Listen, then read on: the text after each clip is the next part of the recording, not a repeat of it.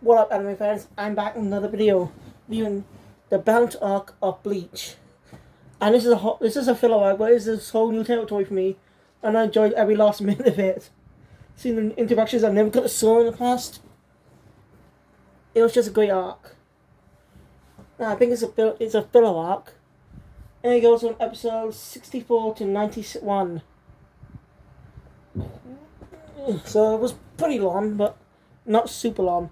I watched some of it yesterday, and I finished watching it today. Because we actually were a little early today. I decided to wait for put up the final episode till I came up here. That way I can review it. I don't read stuff downstairs. So, just in case I get interruptions. Right, let me try my best to get through this. How this arc started. It's pretty interesting, like the drive and how it ended. So the arc opens up one day, just cut. Then the next day, after Ichigo and the others arrive back in the human world, in the world of the living, everything seems normal. You know, Orihime and Chad knows about it. Interactions gonna, some interesting things can happen. But things are like getting back to normal.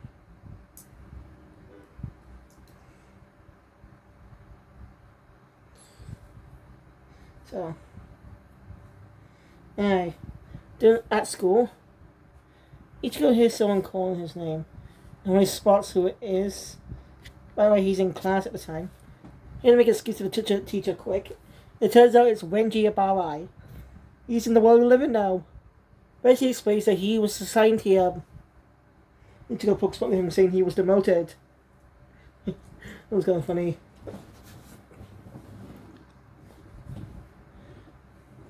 So yeah. But adding Renji to the main cast, I liked it. I just loved every bit of his interactions with the main characters. You can feel normal now. We see a bit of his normality in the previous arc. In the epilogue of the previous arc. Which I really enjoy Ichigo and Renji's banter. So yeah. Anyway, meanwhile, after school, Orihime streaming at a warehouse after what happened last time. She felt so weak. She just... Well, as you remember, she didn't do anything. The only time she tried to do it, she hesitated. Then again, herself killed. If Uri wasn't there, she would have died. She's hesitated. And I'm really curious to see how she grows. So she stays in the house practicing, and she runs into the channel debate all this to him. But they're gonna keep getting stronger. I know Orihime can be a good fighter someday. You know? She may she's young and naive, so she doesn't have a biting bone in her body. Unlike Ichigo, who was willing to, unlike Ichigo and Chad, who spent some time fighting punks.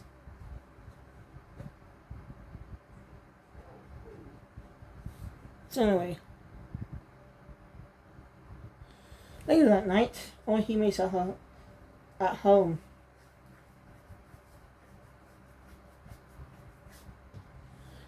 Yeah. Also played a bit of little brother. I like how they brought that back because don't get this happened back in episodes 2 and 3 of the series. Back in the first arc. Felt such a long time ago now. Alright, the Bount arc is a 2-part arc, like the previous one. So I'll see you again for part 2. But I gotta check how many episodes I need to watch. So because I probably can't do it just one day. And I didn't even realize it was Friday tomorrow. I thought it was Wednesday, so I probably had enough time. I'm a goof. Oh well. Well, I'll get back to Hunter x Hunter reviewing tomorrow, probably. If I have enough time when I get home, that is. So watch a bit of it in the day. Watch the rest when I come home. I say if I get up on time. I never have it this weekend out late, so I always miss breakfast. Anyway, she gets a knock at the door. When she opens it, she shocked to discover it's her brother Sora. But the oldest one is thinking, that's impossible. Because remember what? If you don't remember what happened in episode 3, I'm going to give you a bit of a refresh. The whole episode is when Orihime's brother being turned into a hollow because of his grief and despair. That Orihime is moving on again about him. So yeah.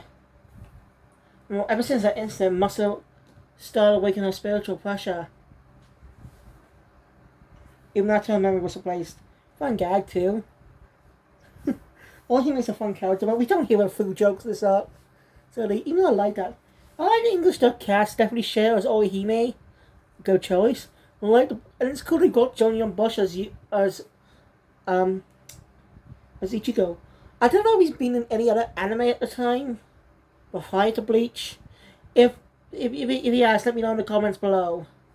Because don't forget, he started in his career in Power Rangers in 1993, or from 1994 to 1997, and came back in 1998 and in 2007. Yeah. Here's a question. Out of the Mighty Morphin Power Rangers cast, new first and second generation, or is he first and second team? How many characters have appeared, minus Tommy, because he's obvious. Jason's only made 2 appearances, so Adam's ahead by him. Aisha hasn't made any more appearances since. Nor has Tanya. So they're from under the window, along with Kat. Kimberly and Jason. Kimberly only has appeared 1 or 2, only appeared once out of that, so she's spun out too. I know this has nothing to do with the review, but I just got carried away again, sorry. I'm just gonna finish my book. Billy's also thrown out of the window, because he hasn't had any returns so far. Zach, no returns. Trini, obviously, because Tui-chan passed away, so she's obviously out as well. So yeah, Jason beats Adam by 3 appearances.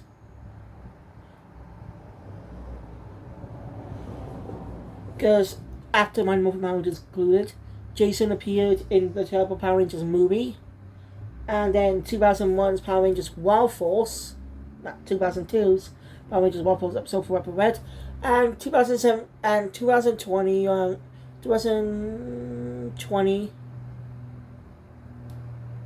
was it 2019? Oh no, season 2 episode of Beast Morphers. Even though Tommy has the most returns, I think. You saw this return. Right. I'm gonna have to write down a list of their appearances. Anyway. I'm sorry, distracted. I have a habit of getting distracted. What am I say?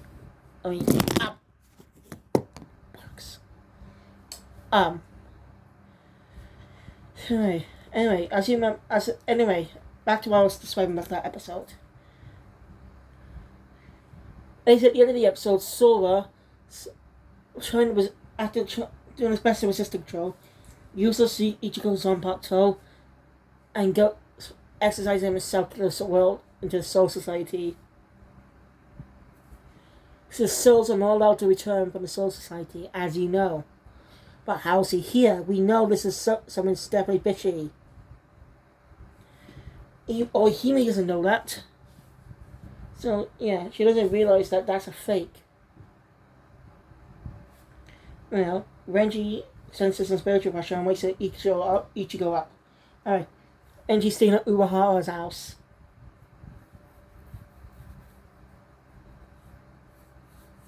Alright, Yorichi's barely in the arc.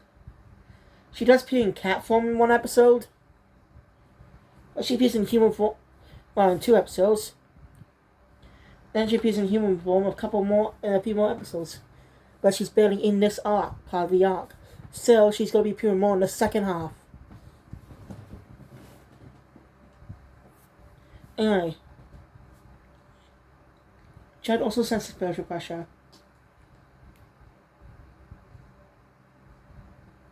Alright, Ichigo and Renji see what's going on.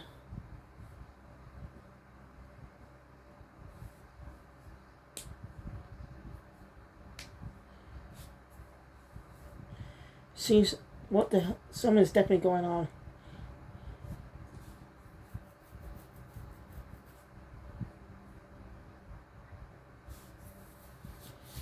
I think Uryu was there, I can't remember. No, Uryu doesn't really use his powers throughout the best part of the arc. I didn't even notice till it was mentioned. I really didn't notice that. It's weird. It's kind of funny though. Anyway, these 3 bad guys make themselves known.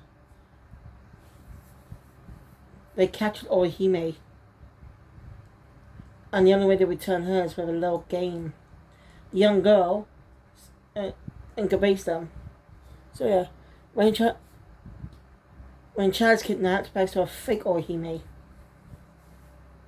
So now do some now Ichigo, Renji, and Uryu have one with Cone. After get past the puzzles to Iron and rescue Orihime and Chad, which ends them at the museum. We discover that the 3 are mod souls. Now then we get Cone's a mod soul, and we had an episode, 2 episodes dedicated to that.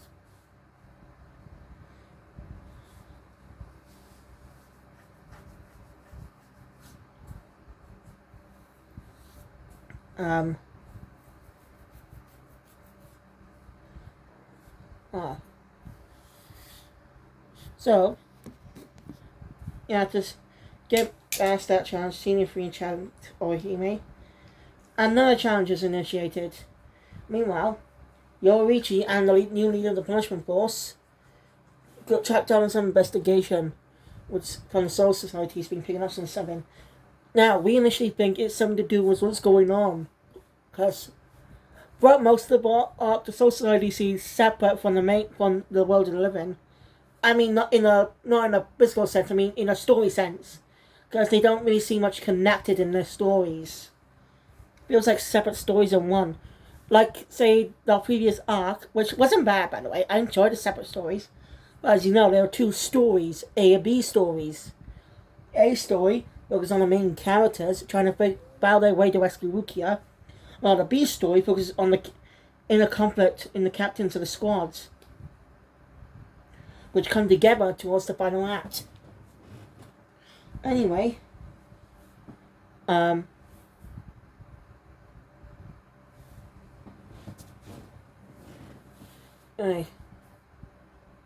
out Chad was a fake. Since the whole school thing was a figure out who's the fake. And Renji did seem the most suspicious because he was acting way silly, even though it's not like him. Renji's a serious guy. Not what he'd be mucking about. So, I agree with Ichigo to suspect him, but, as I said, turns out Chad was a fake when Yoichi and the head of the punishment squad run up. But Chad seemed to not remember that Yoichi just mentions that lady was scary. Not those women. As you know, Chad knows that Yoichi is a human female who likes to turn herself into a cat with a male voice for some reason. Yeah, sometimes it's just so weird and uncanny in a way that she's it's hard to say that 2 people. It's like they're 2 people. One's serious, the other with goofiness. Well, technically that's Urahara's job. Anyway, leads to a final confrontation. Ichigo's not able to use his Bankai twice during that confrontation. When he saw Urahara's act, he really knew something was up. And after Chad seemingly was freed somehow, Ichigo seemingly knew that Urahara was behind this the whole time. The whole thing was just a test. Those monsters are with him. They're good guys. Very good. It does a twist.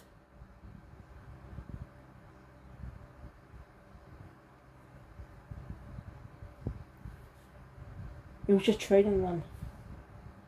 Also mentions to Ichigo that he needs to learn. He can't use Bankai because of this. Basically, it's the world they live in. He doesn't have much power he did in the spiritual world, in the Soul Society. So he can't use Bankai here. So he must learn how to use Bankai. But we don't even sit here and train. Like, it seemed to forgot about that until towards the end of this part of the arc. Towards the end of the arc. I don't know, they just seem to drop it and pick it up, mention it a bit later on in the story before it appears again. A little bit pissy, but oh well. And Yorichi shows up because during this battle, she ran into a woman sucking the soul off a man. She asked the punishment squad to put back to Soul Society.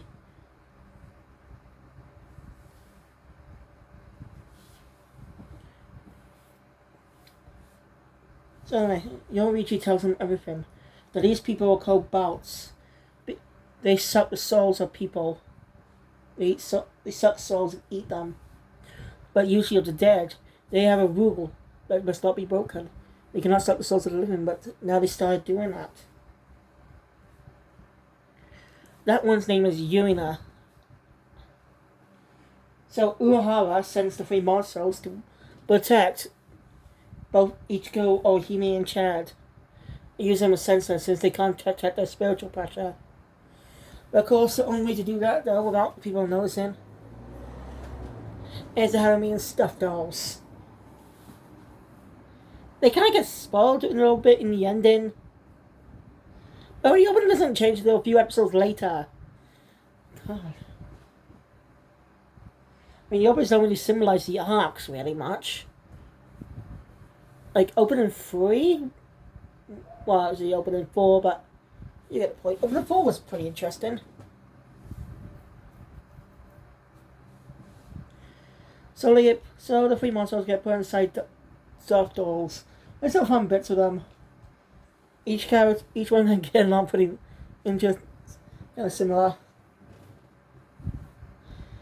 I hope these characters stick around.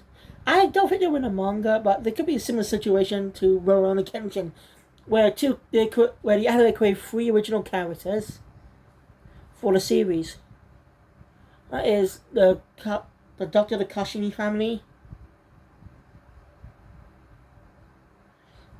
and his 2 daughters. They're original characters. They are not in the manga. As you know, I read the first arc. Anyway.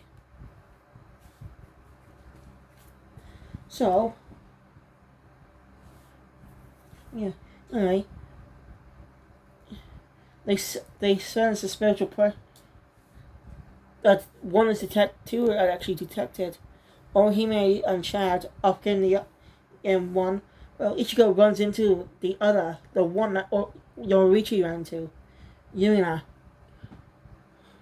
She doesn't exactly want to fight, so you got the fighting type. So she puts her fingers together with these little, what do I call it? Finger. I don't know what to call it really. And just moves around, saying something, summoning some kind of fire monster she calls a doll. So Ichigo ends up battling it, and it's pretty strong. Seems like it's over for him. He's actually rescued by none other than Rukia Kuchiki. Yep, Rukia's back. It's pretty cool. And the other Bount, Ohime and Chad after Bount, is there too, and takes Yurina back by force. Anyway, everyone's glad to see Rukia's back. She was assigned here as well. But that's interesting. I don't know, Ichigo. There's technically 3 Sylvias now. If you count Ichigo, since he's a substitute. No. Ichigo now has a little device, right, that allows him to freely exit his body without the use of the spirit glove or the spirit cane, as Urahara uses that. And you remember that glove with that red glove with the fiery red skull on it? Oh, she just does that to go. I don't know why. They don't explain much about it, actually. Because the glove has some substance that will remove her soul from her body. They never explain how it works at all throughout the anime. Like, not even in the first arc when it first appeared. No explanation. I'm disappointed. So now Rukia is back to normal. No one seems to know. Now, she didn't really reintroduce herself to the school. Since, remember, all the memories of her were erased from the students of the school. But since she's back, they were brought back like nothing ever happened. It's kind of funny. And, during lunch, when Ichigo sends the train, seeing like everything's back to the way it feels like nothing's changed since the first arc. Like the Soul Society never happened. That is true. That is really interesting to think about. When you watch that, you think about it. It's pretty interesting, huh? So, okay. There's some episodic adventures too, as they deal with Bount. And by the way, we find out that Umio doesn't have any powers anymore during his battle in the Soul Society. He released all his energy when he's supposed to. Now he's lost all his Quincy powers. So yeah. And the arc 70 doesn't, even though it didn't at the start, the arc shifts focus to him a bit. He's sort of focused on the arc now.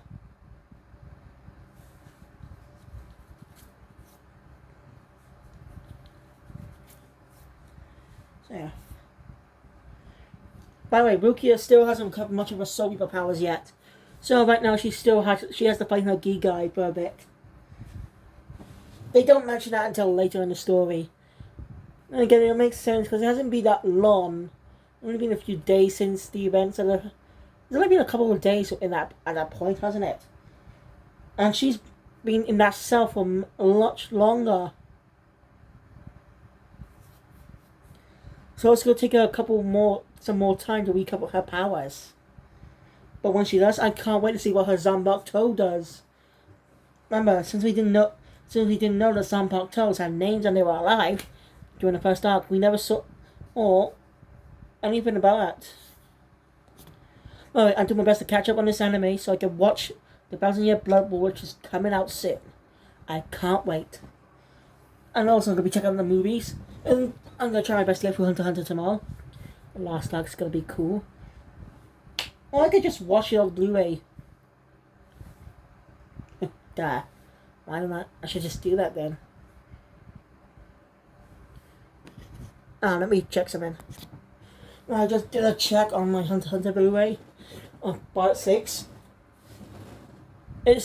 I looked, and discs 2 and 3 have contained the 13th Chairman election arc after the Chimera arc. It would have been easier to watch it on Blu-ray, am I right? Yeah, true. I mean, that's saving me more time on my phone more during the day. It would take me longer, but watching DVD quality might have been easier. Oh well. No, this is a pretty long arc. I'm trying to let's really get through it. During the second encounter with Yurina, during the third encounter with Yurina, well, in the end, Uryu and Yurina get captured by the same guys before, who could turn snakes dolls. Basically, dolls' abilities are bouts.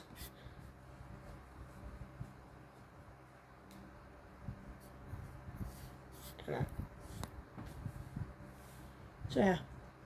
Now the gang have to rescue Uryu. I mean, Yurina's not a bad person. Well, technically, Yurina rescues him first. And then he treats his wounds because she feels she's not like the others in a way. She's a good guy. She didn't want to have this. Something like that. So, and, well, Yu kind of fell for her. And she's not lying, too. She really wants to break away from the main bad guy of the series.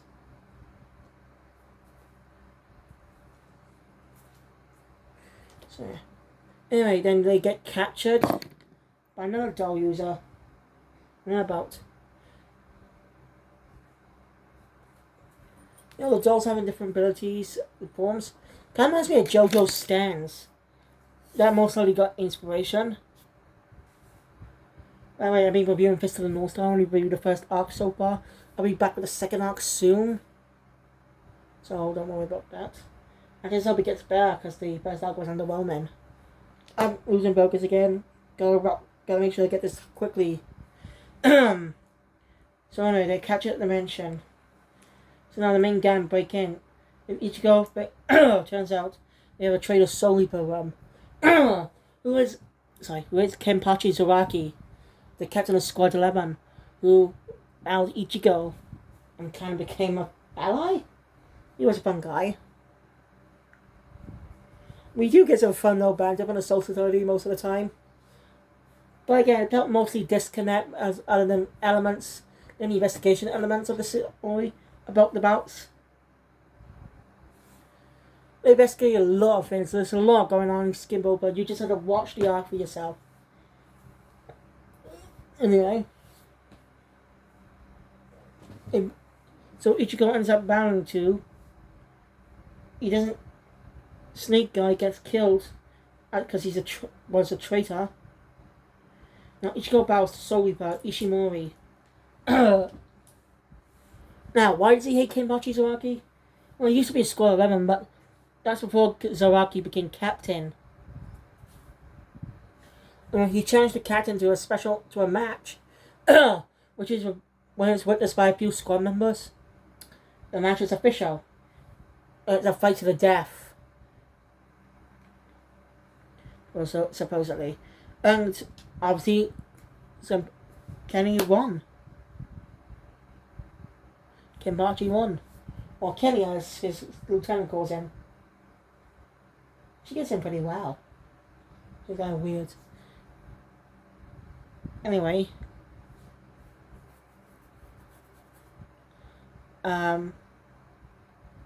So yeah. Ichigo just struggled about wrestling. And basically the master was a lot stronger. Meanwhile, the others rescue Uyu and Yurina. We don't exactly know what's going on with her though, so they managed to flee though thanks to the help of Uruhara, Uru and thanks to Uru and Jinta. We had some fun character moments without their appearances. Karakura, that's there we go. It's just the name of the city. See, as I remember, last time there was this 2-part mini story in the 2 parts of the arc, of the last arc. The whole Doug Kadoji, someone using Ichigo's sisters, Jinta and Uma as well as the Karakura heroes. And while Jinta and Karin were arguing about Karakura Red. Also a Super Sentai parody, even had Sentai lookalikes in a way of the original Super Sentai, Yumitsu Sentai Go Ranger from 1975. So, anyway, I'm getting distracted again. Let me just rush for the last part. So, Ichigo was a bit afraid. Also, Hanataro and Ganju in the world of the living too. Ganju, well, his sister's sitting there, and for Hanataro, Captain of Squad 4 sent him for some reason. Maybe to send healing? I don't know. Hanatro's a good character. I like how he's back here. He just seemed to phase out with the last part of during the phase out a few, and just appear once for the last part of the last time. You know, phase out a bit for a couple episodes, then reappear. You know, I like him. And so he's just going to be a healer character for now. Supporter. So yeah, thanks to but thanks to help with Renji and Gajo, Ichigo's back on his feet. Uryu goes after Yoshina, who's gone back to take down the boss of the story. She only bows but ends up being killed, dying right in Uryu's arms. It's really heartbreaking. And Uryu was recaptured.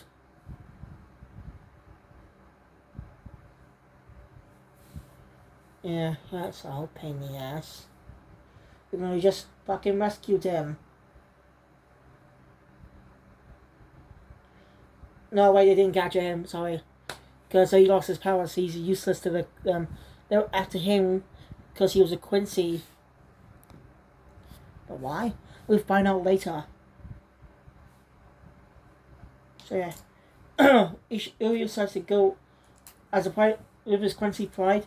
Uryu decides his best to train to get his powers back.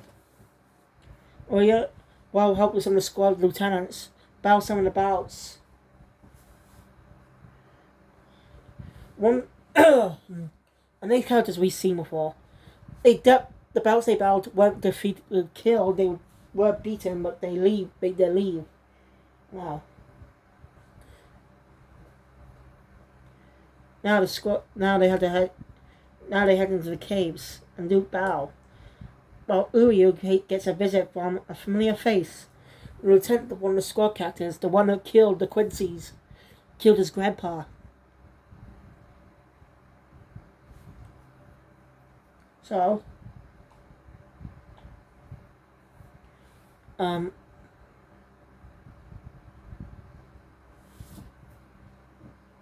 she gives him a special little device. There's been storage a power to power up Quincy's. It's old though, but we don't know what happens after that till we get later. So yeah, they bow the case. Ichigo goes up on the head. And Renji does his own bow. The other characters stay behind to heal. To heal the other characters. So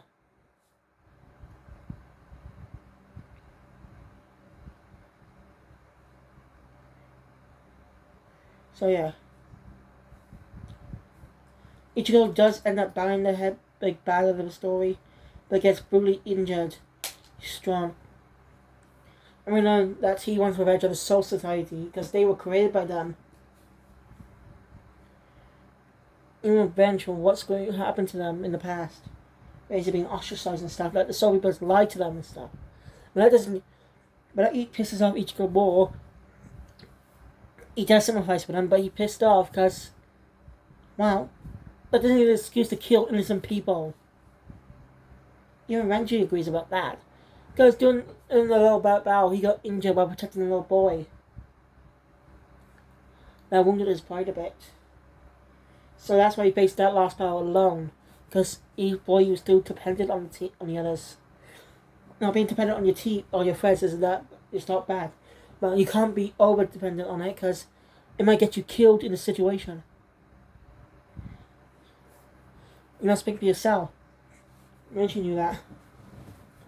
When Ichigo, when on Getsu, powers up to get up his Bankai again. And there's a lot of fast catching up with him. And Uryu shows up with new Quincy powers. I agree with Ichigo, I'm not taking a new look. I think I prefer the badass look he got in the last arc.